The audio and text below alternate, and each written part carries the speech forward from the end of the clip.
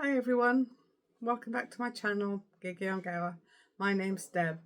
So you might see that I'm filming this at the same time as I filmed my Tuesday's video. It's because I'm going on holiday and I'm pretty busy, so I'm just trying to catch up with all my filming and doing all that so that I can get ready to go on holiday. So what I thought I'd do today, I've seen a few people do a video about this and I hope they don't mind. I thought I'd join in too. So what my video is going to be about today is reminiscing about my childhood. So you might have wondered about where I come from, because obviously the name of my channel is Gigi on Gower. Gower is the Gower Peninsula.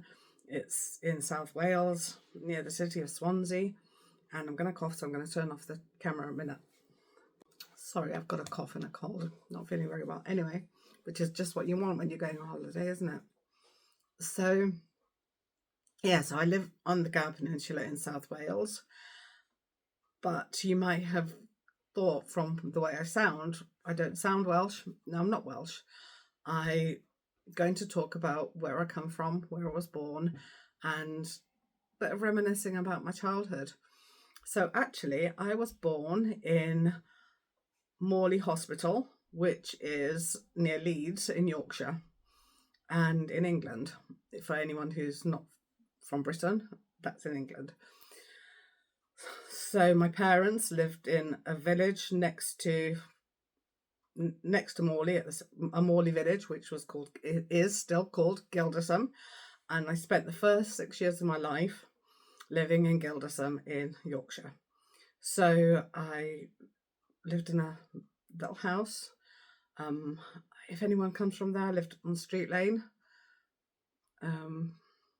Yeah. And in a terraced house. I lived next door to my grandparents. They lived in the house next door to us, my paternal grandparents. And I think at the time my auntie also lived in the house with them, because my parents were very young. My parents were in their 20s when they had, in 20 actually, when they had me. And my dad has one sister, and that's my auntie Josie, and she lived next door with my grandparents. And she was only about 17, think in hindsight. Of course, when I was small, she seemed like a grown-up. So I'm the eldest of 3 children, and I have 2 brothers, and my brothers, I think there were 2 years between me and my second brother, younger than me, and then less than 2 years between Jonathan and Daniel, who is my youngest brother. So yeah, I lived there, and I went to school in Gildersham Church School.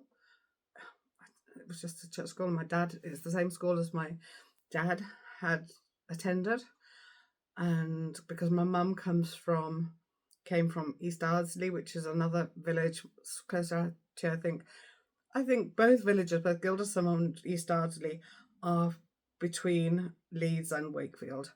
So I think the East Ardsley is a bit closer to Wakefield. If you're from the area, let me know. Well, that's closer to Wakefield, and Gildersham's closer to Leeds, I think. So I went to school, but before I went to school, I could already read, because my mum had taught me to read before I went to school. So I started school already being able to read. And I can't remember too much about school. I remember that there were 2 schools. There was an infant school and a junior school, and they were kind of like in separate places. I think the infant school, which is where obviously I started school, that was right next to the church, and then the junior school was a bit further up in the same road. But I do remember that before I left the infant school, I had read all the books in the infant school and the junior school. So I've always been like a reader, and I read all those. And also we used to go to the library from school. I remember we'd have to walk along to the library, which is a bit further down from the school. And I do remember, which I don't know why I remember this, but I do remember that my dad's cousin, whose name was Angela, lived in a house near the library. That's all I remember about that. Anyway, so all the things that I remember from being little and living it there was I remember the weather, because I remember like it was, I remember it being, I remember there was, where I lived, it was quite a hill down to the school, and I remember you used to be able to slide on ice down from my house down to the road that I had the school on. So I remember doing that. I remember sliding down that, and I remember, and also before you got there, there was on that road there was a little, like a row of shops. I know there was a fish and chip shop. That I think that there might have been a wool shop or some sort of haberdashery shop in there as well. And I remember walking in the dark, so it must have been like Christmas time. And I remember that all the little shops were all lit up. Seems like in my mind it seems like um, a scene from the Victorian days, but it wasn't. But I just remember holding my parents' hand and walking past the shops all lit up, and yeah, so I remember that. And I remember sometimes my granddad, my paternal grandfather, used to come to the school to pick me up from school and walk and just collect me and walk home. And also I remember going to church with my paternal grandmother sometimes, and I remember going to, like, walking with her in the spring and seeing the flowers on the side of the road, the crocuses. And I remember playing in a field. There was a farmer's field behind our houses, and I remember playing in there with my friend. I remember my friend's name was Helen Perkins, and I moved away from there when I was 6, which I'll get onto in a minute. But I remember playing with Helen, and she didn't have any brothers or sisters. She was an only child, and she lived in a house on the road that led to this field. But from my house, if I was swinging on a swing in my backyard, I could see her if she was swinging on a swing in her backyard. So I remember that, and I remember that I wrote to Helen well into my teens. So I don't know actually whatever happened to her, but I remember, I think I was working already. I'd started work when the last I heard from Helen Perkins, and I don't know if she ever married or if she changed her name, or I have a feeling that she might have moved. Her family may have moved somewhere else. In my mind, I'm thinking maybe somewhere like Peterborough or Southampton or somewhere like that. But anyway, Helen, if you're watching, or if anyone knows Helen Perkins from Gilderson, let me know, because I'd love to reconnect with her. So then yeah, I remember, and I've got a very strong memory of, I think it was Helen, who might have had, like a box of chocolates, like a brown insert from a plastic insert from a box of chocolates or a box of biscuits or something. And I remember I've got a strong memory of the smell of that. But we didn't have the biscuits or anything. We just had this plastic thing that we were playing with. And also I've got a strong memory of the smell of her garage, which is like that, the kind of like chalky smell. And I think she had a kid's desk in there, like a kid's school desk in the garage. I don't know why. Maybe it just wasn't room for it in the house, probably. I remember she had some little dogs, some little Daxies. Yeah, so that's what I remember from there. And then when I was 6 years old, my parents decided that they were going to move to Zambia. And so, yeah, so that's what we did. We moved to Zambia, and which is in Africa, if you don't know. I'm sure you do know. I don't know why I'm saying that. Anyway, so we moved to Zambia. So we moved to a town in Zambia called Kitwe. And my dad worked in the mine. He didn't work it. He worked mine adjacent. He didn't work down the mine. So he got a job there, and we moved to Zambia, and we lived in Kitwe. And I remember my address in Kitwe was 616th Avenue and Nkana East, Kitwe, Zambia. And I remember that's burned into my brain, because I remember that I used to write letters to my grandparents or whoever, Helen Perkins, and my cousins, whoever. I would write my aunt and my mum has got one brother and my dad's got one sister, and they have got children who are quite young, because they're a bit younger than my parents. Were both the eldest children in their household. My mother had older half siblings, but my father only had one sister. So anyway, so why I was saying about the address is because I used to write that religiously. I used to write that as my return address on the letters that I would send to when I sent letters to family back in the UK. So yes, I lived. That was my address, and I can remember that my first memory of moving to Zambia was that it was so bright. The sun was so bright that I couldn't open my eyes. Going from the north of England, going from Yorkshire to Zambia, and it was the sunshine was so bright. And I can remember going out to play. I think we'd only been there a day or so. I remember going out to play on this swing, and the swing was made out of a tire. So it was a big tire that had been cut so it had like place you can hold on to, and then those things were tied up onto a swing set, I suppose, and you sat it within the tire and you swung. But I remember being on this tire and it was so hot, and but I couldn't open my eyes because it was so bright, and goodness knows how long it took me before I could open my eyes to actually see. I remember that, and I remember as well when we first went to our house, because when we first got there, we stayed in a little flat type thing, like a little apartment, and then we moved into the house that we would live in throughout our time in Zambia. And I remember we went there to number 6, 16th Avenue, and the house appeared to be so big because as I've just discussed, in Gilderson, we lived in a terraced house with a yard at the back of the houses. And so I thought that this was a terrace of houses. One house that we lived in Zambia was a terrace of houses, and that the garden was the yard at the back of these terrace houses, but it wasn't. It was actually one big garden and one big house, a bungalow. And so we lived there, and I went to Prince Charles Primary School, and for a couple of years. And I remember that over the road from my house, I can remember 3 neighbours who lived in the house over the road. So I remember when we first moved there, it was the Roberts family, and they were a South African family. I think the mother's name was maybe Helen. I can't remember the dad's name. And the boys, there were 3 boys, and the boys were called Richard, Warren and Gareth, or Gareth and Warren. Richard, Warren and Gareth, I think. And I think that Richard was sort of the same sort of age as I was, and then or maybe a bit, I don't know, similar.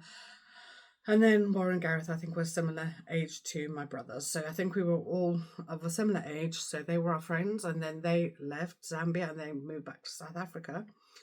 And then a girl of my age who I was quite friendly with moved in, and I think her name was Suzanne Ward. And Suzanne lived there with her mother, and I don't know I think because she had a sister as well. Maybe her sister was called Becky, maybe?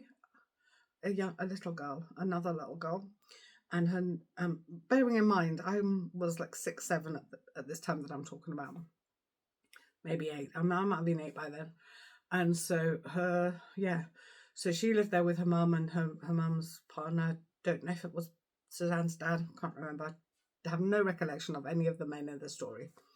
So they lived there for a while, and I remember playing with her in the house. I remember like games we used to play, and I think she used to. What I do remember is like in these houses they had pantries where you keep your groceries cool, and I remember every time, I don't know if it was every day, but every time I went to her house or after school, I remember she always used to have a little packet of opal mints.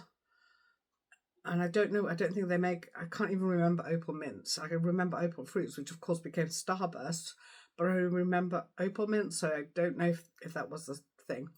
So that was Suzanne. And then the third neighbour I can remember who lived in that house was also a girl similar age to me, and her name was Ceridwen Jones, which she must have been Welsh. I didn't know she was Welsh. I'd never heard of Welsh when I was that age. So yeah, so Ceridwen, Suzanne, if you are out there and you're watching this or know anybody who knows those people who lived in 16th Avenue in the early 1970s, then hi.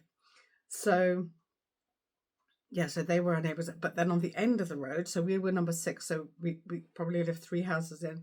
And so on that side of the road, not on my side of the road, at the end of the road, I was friends with a little black girl, a little Zambian girl, and her name was Maud or Maudie. I think her name was Maud, but people called her Maudie. I know she had an older brother and a younger baby, I think a brother as well. Maud was obviously my age, and she was a good friend of mine. So if you're Zambian and you know a little girl called Maud, or she wouldn't be a little girl now, obviously she'd be an old woman like me. But yeah, so she was a friend of mine.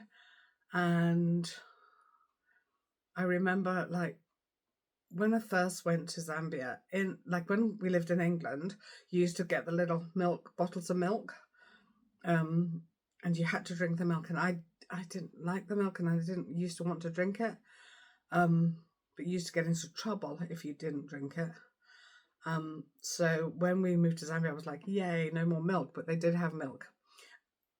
But I used to refuse it because I didn't want it. But this milk wasn't the white little bottles of milk. This was chocolate milk, and it was in like a little pyramid, like a Tetra Pak, like a little pyramid shaped Tetra Pak. And I refused it for ages before, because I thought, oh no, I'm not going to like that. But then when I tried it, I loved it. And I was like, oh no, all this time I've been refusing it, but I do like it, and I used to like having that. And also, what you used to get like somebody who would come around, like a bread man, and he would be on a bicycle with all the bread in the front of his bicycle basket, and he used to have these bread buns, like these little. They were like a yellowy colour bread bun. They seemed huge to me. They're probably that big, but they seemed huge, these bread buns. I always wanted to get a bread bun from him. And what I liked about, I liked living in Zambia, right? And, I think I watched another video where Jean from Nanny Gino, her channel, and she was talking about playing hopscotch.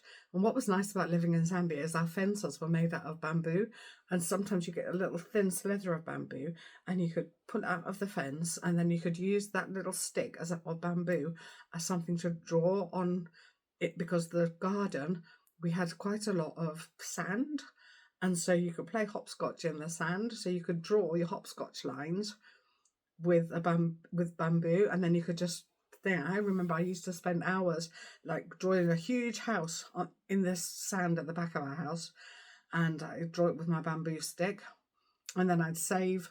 I'd make like a tea set. So I think my dad smoked. Somebody smoked. I think my dad. And then you'd get the silver paper from a packet of cigarettes, and like make it into like a little thimble-sized cup, a little thimble-sized saucer, and then I draw in this dirt and make a little tea set for my doll, and play in the back garden. And my dad made us. I had 2 brothers, and my dad made us a go-kart. So it wasn't, it wasn't, you had to push it. So we'd push around on the house on this go-kart. And he also made us a tree house. So the trees that we had in our house, in our garden, in our Zambian house, we had an avocado tree. So imagine having an avocado tree. That was lovely. But we'd never heard of avocado when we first moved there. But I remember that my mum used to always put a little slither of avocado whenever she made our dinner. She'd put a little slither of avocado on there, and we had to eat it. So we'd all get used to it, because it was, she'd read somewhere that it was highly nutritious, and so if you got used to it, it would be good for you. So she used to always put a little slither of avocado there, and we'd have to eat it. The other thing we had was a pawpaw tree. So we had pawpaws. They weren't big pawpaws, they were little pawpaws, or papaya, depending where you're from. So we had pawpaws. We did have a banana. But I can't recall ever eating bananas from the banana tree. But we did have a banana, and then we also had a guava tree, and that's the tree that my dad built us a tree house in. I remember so often, like, I'd get a book, because I was a reader, as discussed, and I'd get a book and I'd go up and I'd sit in the tree house, and I'd read my book, and I loved doing that. And then another tree that we had, which I loved, was a mango tree. So I'd climb up that and I'd pick the mangoes as well, and yeah, so I spend my time doing that. So anyway, so yeah, so as I say, first of all, I went to Prince Charles Primary School. I can't remember my teachers' names. I've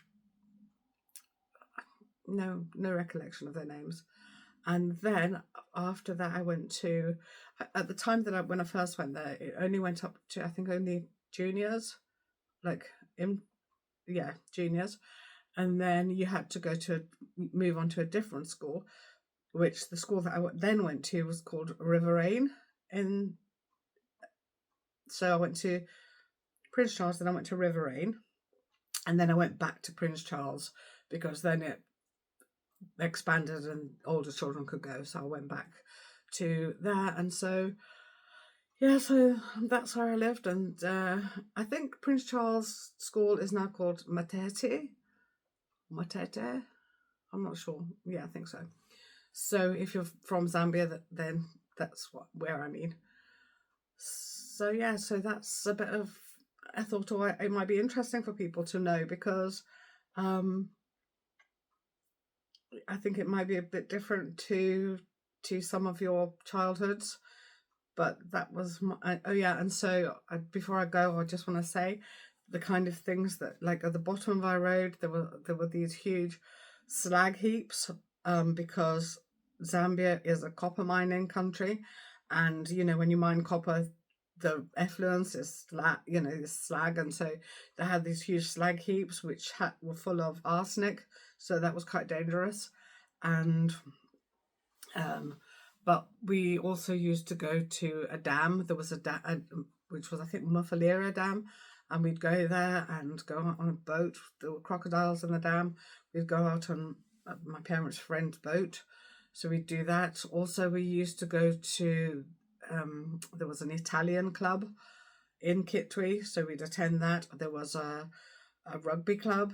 We'd go to the rugby club, which with my dad, and there was a pool there. I remember we didn't have a pool in our garden, but we used to swim at there was the mine club, which there was a pool in there, and then the rugby club, which was a pool in there. And I can remember going to the rugby club pool, and I don't think I could swim, and my dad just left me there, and I can remember nearly drowning. But my dad was he was in a world of his own. So anyway, so that was a thing. And then I can remember in the Italian club, my mum had taken my little brother Daniel back to England because he needed an operation on his eye. And so she brought him back to the UK to have this operation because it couldn't be done in Zambia. And both Jonathan and I had broken our arms. Now you might think, how did two children have broken arms at the same time? Well, I'll tell you. So what happened was, Jonathan, we had a garage which was separate from the house. So you went up this driveway and there was a garage at the end of the driveway. So he had put a pole, and then we had this fence at the back of the garage. I would say probably about 6 or 8 feet away from the back of the garage, there was this fence, which it was full of mulberry bushes. So, and we liked that because we used to keep silkworms, and they eat mulberry bushes, so mulberry bush leaves.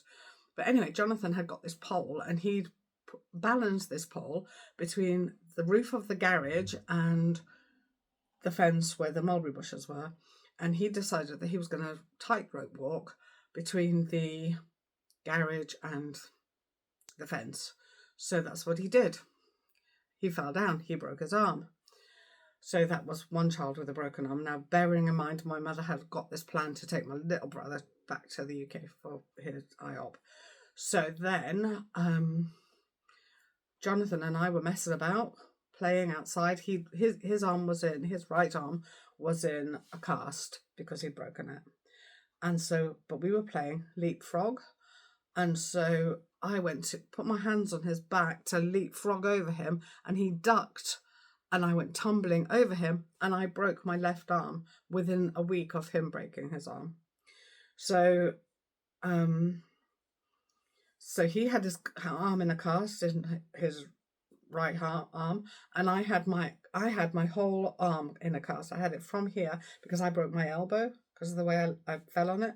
So I had my arm in a cast from here all the way down to my wrist. So my mum had arranged with a lady who she was friends with to look, because my dad was in work. So she'd arranged with this lady for us to go to her after school, and she would take care of us after school because we were young.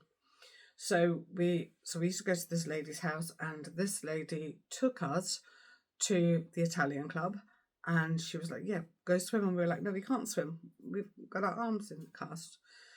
But she wanted us to swim, so we swam with our arms up. So that was that story. And then so then when we went back to the UK after that. Then we went back to Zambia. Then my parents decided that they were going to move to South Africa. So that's what we did. But I think this has been long enough, and I think that's a tale for another day.